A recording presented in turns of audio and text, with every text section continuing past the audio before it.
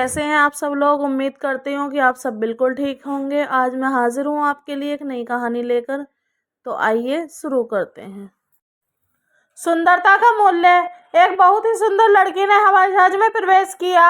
उसने अपनी सीट के लिए इधर उधर नजरें दौड़ाई। उसने देखा कि उसकी सीट एक ऐसे आदमी की बगल में है जिसके दोनों हाथ नहीं थे।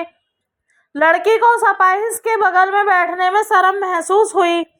उस सुंदर लड़की ने एयर होस्टेस से कहा, मैं इस सीट पर सुविधापूर्वक यात्रा नहीं कर पाऊंगी क्योंकि साथ में जो व्यक्ति बैठा है उसके दोनों हाथ नहीं हैं।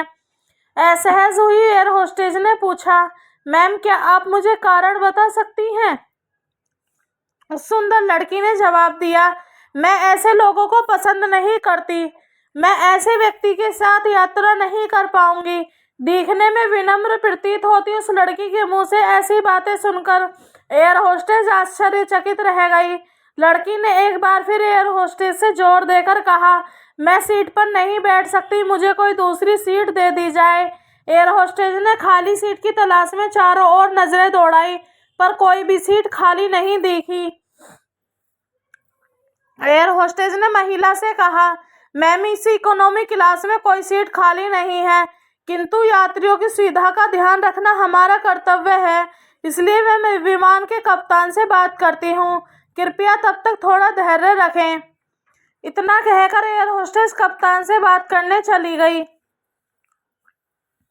कुछ समय बाद वह लौटी और उसने महिला को बताया, मैम आपको जो असुविधा हुई उसके लिए हमें खेद है। इस पूरे विमान में केवल एक सीट खाली है और वह प्रथम श्रेणी में है। मैंने हमारी टीम से बात की है और हमने एक असाधारण निर्णय लिया है। एक आदमी को इकोनॉमी क्लास से प्रथम श्रेणी में भेजने का कार्य हमारी कंपनी के इतिहास में पहली बार हो रहा है। सुंदर लड़की अत्यंत प्रसन्न हो गई। इसके पहले कि वह अपनी प्रतिक्रिया व्यक्त करती और एक शब्द भी बोल पाती, एयर होस्टेस अपाहिज और दोनों हाथ विहीन व्यक्ति की ओर बढ़ गई और विनम्रता पूर्वक उनसे पूछा, सर क्या आप प्रथम श्रेणी में जा सकेंगे? क्योंकि हम नहीं चाहते कि आप एक अशिष्ट यात्री के साथ यात्रा करके परेशान हो। यह सुनकर सभी यात्रियों ने ताली बजाकर इस निर्णय का स्वागत किया। वह अति सुंदर दिखने वाली लड़की तो अब शर्म से नजरें ही नहीं उठा पा रही थी। तब उस अपाहिज व्यक्ति ने खड़े होकर कहा, मैं एक भूतपूर्व सैनिक हूँ और मैंने एक ऑपरेशन के दौरान कश्मीर सीमा पर हुए बम विस्फोट में अपने दोनों हाथ खोए थे। सबसे पहले जब मैंने इन देवी जी की चर्चा सुनी तब मैं सोच रहा था कि मैंने भी किन लोगों की सुरक्षा के लिए अपनी जान जोखिम में डाली और अपने हाथ खोए, लेकिन जब आप सभी की प्रतिक्रिया देखी तो अब अपने आप पर गर्व हो रहा है कि मैंने अपने देश और देशवासियों के लिए अपने दोनों हाथ खोए। और इतना कहकर वह प्रथम श्रेणी में चले गए।